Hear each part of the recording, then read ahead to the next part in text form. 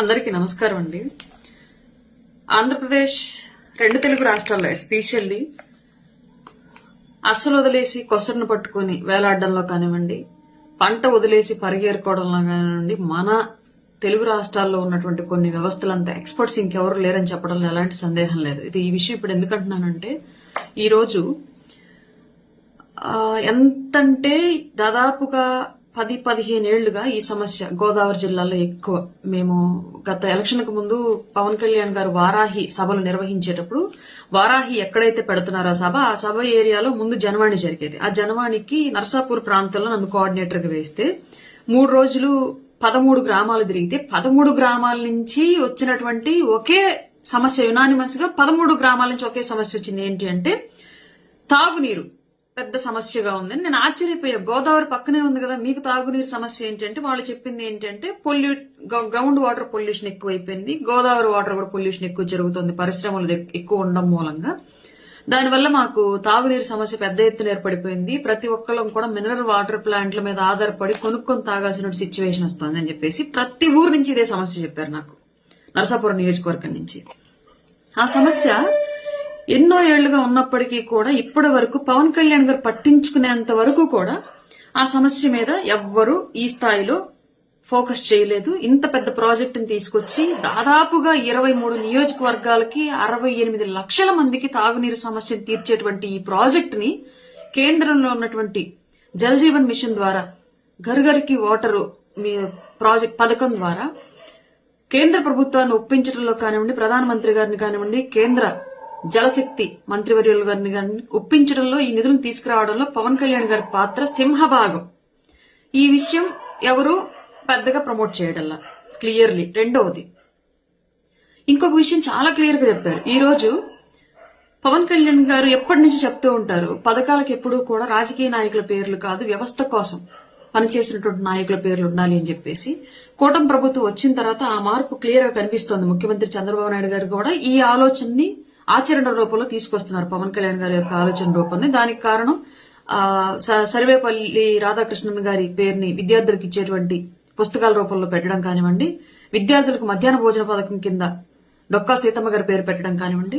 ఈ రోజు పవన్ కళ్యాణ్ గారు స్వయంగా ఎవరైతే తెలుగువారిగా గుర్తించబడ్డామో దేశవ్యాప్తంగా, ఎవరి వల్ల అయితే తెలుగు వాళ్ళకి గుర్తింపు వచ్చిందో, ఎవరి వల్ల అయితే తెలుగు వాళ్లకు ప్రత్యేకంగా భాషా ప్రాతిపదికన రాష్ట్రం వచ్చిందో, ఎవరైతే ఈ తెలుగు ప్రజల కోసం దేహం విడిచారో, దేశం కోసం దేహం విడిచినటువంటి నాయకుల పేర్లు పథకాలకు ఉండాలి, ప్రజలకు ఇచ్చేటువంటి సంక్షేమాలకు వాళ్ళ పేర్లు పెట్టడం ద్వారా వ్యవస్థకు వాళ్ళ యొక్క గొప్పతనం తెలియచేయాలి, భవిష్యత్ తరాలకు వాళ్ళ గురించి తెలియచేయాలని చెప్పేసి బలంగా నమ్మి ఈరోజు ఈ ప్రాజెక్టుకు కూడా అమరజీవి పొట్టి శ్రీరాములు జలధార పేరు పెట్టి నామకరణం చేశారు. ఎస్పెషల్ ఇంకొక విషయం కూడా క్లియర్ గా, చాలా అంటే చాలా క్లియర్ గా చెప్పారు.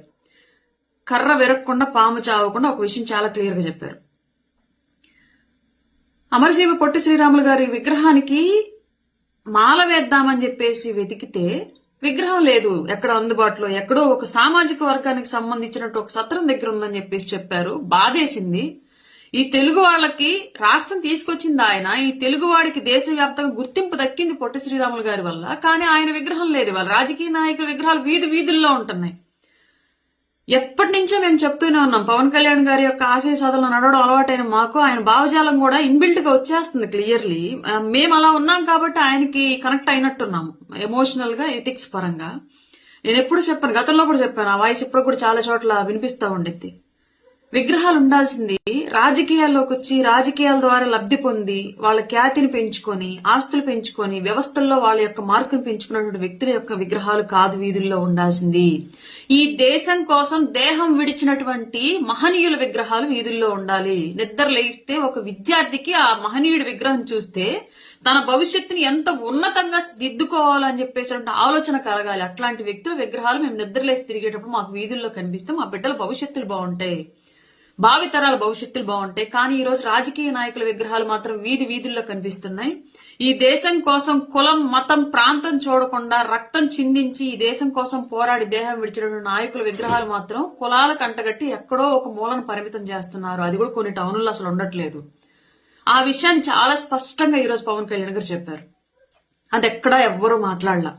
రెండోది, గత ప్రభుత్వం యొక్క రౌడీయిజాన్ని నచ్చకే ప్రజలు దించేశారు. ఆ రోజు మనం క్వశ్చన్ చేసాం, ఆ ప్రభుత్వాన్ని హేట్ చేసాం, ఆ ఫ్యూడలిస్టిక్ మైండ్ సెట్ ఉన్నటువంటి జగన్మోహన్ రెడ్డిని అధికారంలో నుంచి దించేశాము. కానీ ఈ రోజు కొంతమంది, ఇవాళ కూటమిలో ఉన్నటువంటి కొంతమంది నాయకులు కూడా ఈ ల్యాండ్ గ్రాబింగ్ విషయాల్లో కానివ్వండి, అవినీతి విషయాల్లో డిపార్ట్మెంట్ వాళ్ళు వేలు పెడితే బెదిరింపులు కానివ్వండి, ఇలా కొన్ని సందర్భాల్లో కొందరు వ్యక్తులు ఇలా ప్రవర్తిస్తూ ఉన్నారు.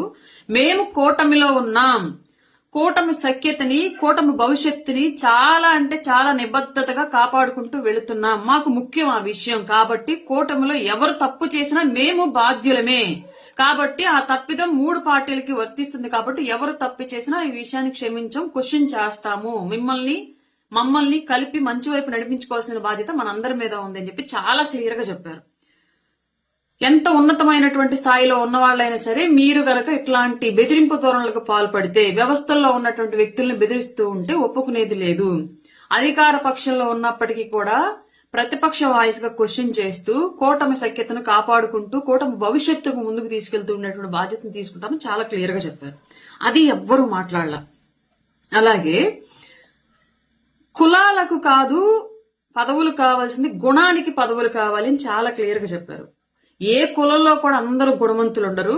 గుణవంతుడు ఎప్పుడు కులం జెండా పట్టడు, అన్ని కులాలు సమానంగా చూస్తాడు. ఈ మధ్య కొత్తగా చాలా మంది ఫలానా కులానికి రావాలని చెప్పేసి కొత్తగా కులవాదం తీసుకొచ్చేసి జగన్మోహన్ రెడ్డి టైంలో మాత్రం గట్టిగా గుద్దుతున్నా సరే, రొప్పుబడుతున్నా సరే అమ్మా అని పెద్దగా అరవలేక లోపల కుమిలిపోయినటువంటి కుల వ్యవస్థలు కొంతమంది ఈ రోజు కూటమి ప్రభుత్వం వచ్చిన తర్వాత కూటమిలో చేరికలు తేవాలి అని, కూటమి ఓటమికి కారణం అవ్వాలని బ్యాక్ ఎండ్ లో జగన్మోహన్ రెడ్డికి పనిచేస్తూ ముందు మాత్రం కుల వ్యవస్థను ముందు పెట్టి వివిధ రకాల పోగడలు పోతూ చేస్తూ ఉన్నారు. అట్లాంటి వాళ్ళకి కూడా చాలా అంటే చాలా క్లియర్ కట్ గా ఇచ్చారు. పెద్ద పెద్ద నాయకులకు కులాలు అంటకట్టద్దని చాలా స్పష్టంగా చెప్పారు. ఎలా అయితే అమరజీవి పొట్టి శ్రీరాములు గారిని కేవలం వైశ్య సామాజిక వర్గానికి చెందినటువంటి సత్రాల్లో విగ్రహం పెట్టి ఆయన ఆ కులానికి చెందిన వాడే అని చెప్పేసి ముద్ర వేసే ప్రయత్నం చేశారో గత ప్రభుత్వాలు, గత వ్యవస్థలన్నీ కూడా, అలాగే అంబేద్కర్ గారిని ఒక కులానికి అంటగడుతూ ఒకళ్ళు ఎక్కువ ఓన్ చేసుకుంటూ ఈయన మావాడే అని అనుకోవటం, ఈయన వాళ్ళ వ్యక్తి అని కొందరు అనుకోవటం, ఇట్లాంటి మహనీయులకు కులాలను అంటకట్టద్దు. శ్రీకృష్ణదేవరాయలు గారు ఒక కులానికి అని చెప్పేసి కొందరు అనుకోవటం, అంబేద్కర్ గారు ఒక కులానికి అని కొందరు అనుకోవటం, ఇంకొక పెద్ద నాయకులు, ఈ వ్యవస్థ కోసం పోరాడినటువంటి నాయకులందరూ కూడా కులాల ముద్రలు వేసి దూరంగా చెరిపివేయబడ్డం అనేది పవన్ కళ్యాణ్ గారికి నచ్చలేదు. అది వ్యవస్థకు మంచిది కాదు. కాబట్టి ఖచ్చితంగా మహనీయులకు కులం అంటకట్టద్దు. అలాగే వ్యవస్థ కోసం పని చేయాల్సిన బాధ్యతాయుతమైన పదవులకు కూడా కులాలు అంటకట్టద్దు అని చెప్పి చాలా స్పష్టంగా చెప్పారు పవన్ కళ్యాణ్ గారు ఈ రోజు. కానీ ఆ విషయం గురించి ఎవ్వరు ఎక్కడ డిస్కషన్ చేయాల. ఇంకొకటి, లంచాలు.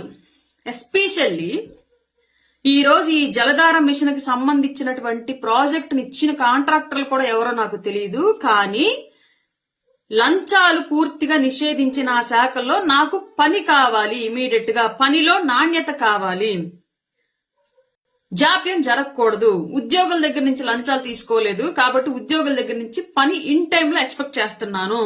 కాంట్రాక్టర్ల దగ్గర నుంచి లంచాలు ఎక్స్పెక్ట్ చేయట్లేదు కాబట్టి కాంట్రాక్టర్ల నుంచి నాణ్యత అలాగే సమయానికి పని పూర్తి చేయడం ఎక్స్పెక్ట్ చేస్తున్నాను అని క్లియర్ గా కాంట్రాక్టర్లకి, ఉద్యోగులకి, సంబంధిత శాఖలో ఉన్నటువంటి వ్యక్తులకు కూడా వార్నింగ్ ఇస్తూనే చాలా క్లియర్ గా ప్రజలకు కూడా ఒక ఇండికేషన్ ఇచ్చారు. ఎక్కడైనా జరుగుతున్నటువంటి పనిలో నాణ్యత లోపం అనేది మీరు గమనిస్తే వెంటనే అధికారుల దృష్టికి తీసుకురండి అని చెప్పేసి చాలా క్లియర్ గా చెప్పారు. ఈ విషయాన్ని ఎక్కడ డిస్కషన్ చేయాల.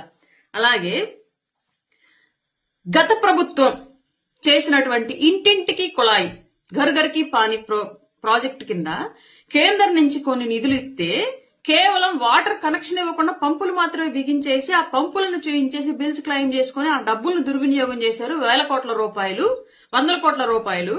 దాని గురించి సరైనటువంటి సమాచారము ఇవ్వకపోవడం వల్లే కేంద్ర ప్రభుత్వం రాష్ట్రానికి ఈ నిధులు ఇవ్వడానికి ఇంత జాప్యం చేసింది. దానికోసం నేను ఎంతో కష్టపడి నమ్మించి ముఖ్యమంత్రి చంద్రబాబు నాయుడు గారి ద్వారా కూడా కొంత సమాచారాన్ని సేకరించి కేంద్రాన్ని ఇద్దరం కలిసి ఒప్పించి నిధులు తీసుకువచ్చాము.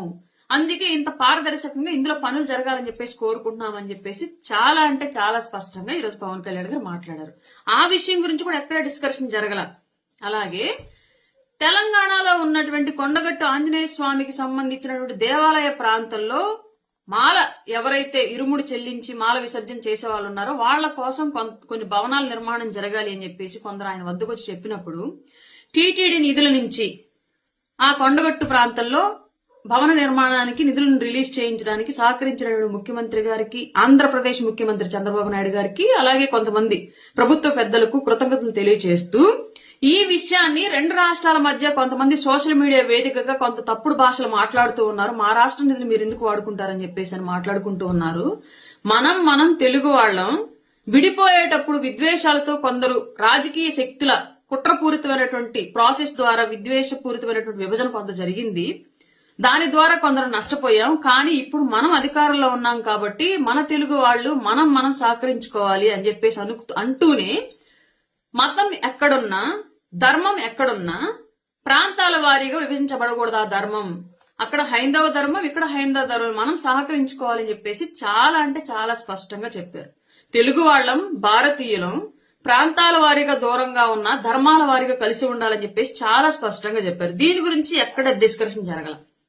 అలాగే రాష్ట్ర వ్యాప్తంగా జరుగుతున్నటువంటి యాక్సిడెంట్లకు సంబంధించి ఇచ్చినటువంటి నివేదికలో 70% యువత వల్లే, వాళ్ళు నడుపుతున్నటువంటి ర్యాష్ డ్రైవింగ్స్ వల్లే యాక్సిడెంట్స్ జరుగుతున్నాయి, వేలాదిగా ప్రాణాలు పోతున్నాయి అని చెప్పేసి వాళ్లకు కూడా ఒక రిక్వెస్ట్ పాస్ చేశారు. ఆ దాని గురించి ఎక్కడ డిస్కషన్ జరగల.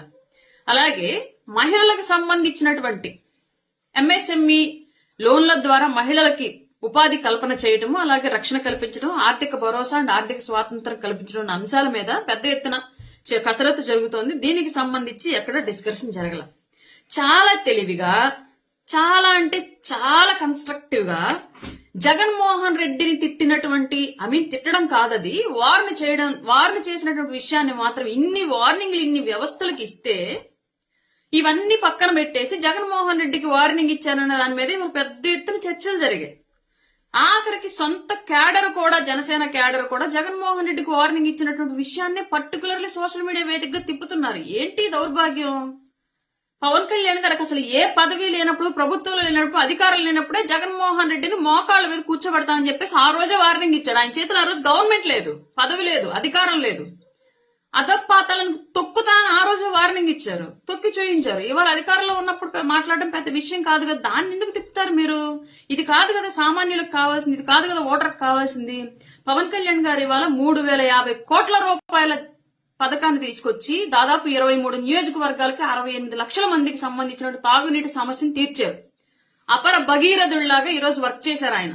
కాటన్ ద్వారా ఒకప్పుడు నిర్మించినటువంటి ఆనకట్టల ద్వారా గోదావరి జిల్లాలకు తాగునీరు, సాగునీరు వచ్చి సస్యశ్యామలమైతే తర్వాత పెరిగినటువంటి అడ్డగోలు పారిశ్రామికీకరణ, పరిశ్రమల కాలుష్యము, అలాగే ఆక్వాకల్చర్ వల్ల విపరీతమైనటువంటి పొల్యూషన్ జరిగినటువంటి మంచినీటి పొల్యూషన్ వల్ల ఇబ్బంది పడుతున్నటువంటి ప్రజలకు ఇవాళ మళ్లీ తిరిగి నవయుగ కలియుగ కాటన్ దొరలాగా ఈ రోజు వాటర్ తీసుకొచ్చారు పవన్ కళ్యాణ్ గారు.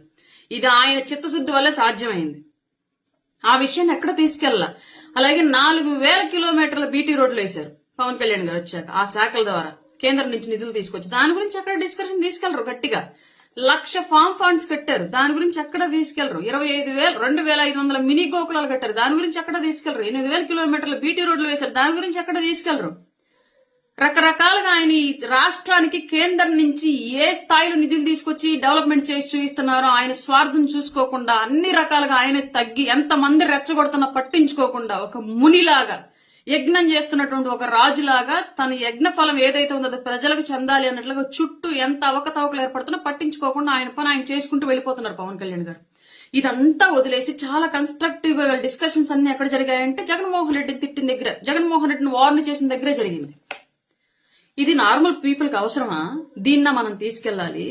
ఒక వ్యక్తి అంత ఉన్నతంగా వ్యవస్థను ముందుకు తీసుకెళ్తూ వ్యవస్థల్లో అంత స్థాయిలో అభివృద్ధి చేసి తీసుకెళ్లి చూపిస్తూ ఉంటే గొప్ప గొప్ప మహనీయుల చరిత్రను మళ్లీ మన కళ్ల ముందుకి, మన పిల్లల కళ్ల ముందుకు తీసుకొస్తూ ఉంటే వాళ్ళ జ్ఞాపకాలను మళ్లీ చరిత్రలో మర్చిపోతున్నటువంటి, కప్పివేయడనటువంటి జ్ఞాపకాలను తవ్వి మరి బయటకు తీసి ఈ రోజు మనందరి కళ్ళకి కడుతూ ఉంటే వీటన్నింటిని పక్కన పెట్టేసి మనం చాలా కన్స్ట్రక్టివ్ గా, చాలా అంటే చాలా ప్రణాళికాబద్ధంగా పవన్ కళ్యాణ్ గారు చేస్తున్నటువంటి గొప్పతనాన్ని బయటకు తీసుకెళ్లకుండా కేవలం పవన్ కళ్యాణ్ గారు వార్న్ చేసిన విషయాన్ని మాత్రం తీసుకెళ్తున్నామంటే నాయకుడి పట్ల మనకున్నటువంటి చిత్తశుద్ధి కానివ్వండి, లేదంటే వ్యవస్థల పట్ల మనకున్నటువంటి నమ్మకం కానివ్వండి, లేదంటే కూటమి పట్ల మనకున్నటువంటి బాధ్యత కానివ్వండి ఏ పార్టీతో ఒకసారి అర్థం చేసుకోండి ప్రతి ఒక్కళ్ళు కూడా.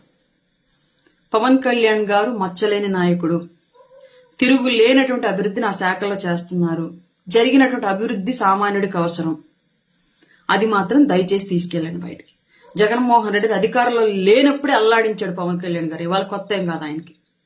Thank you.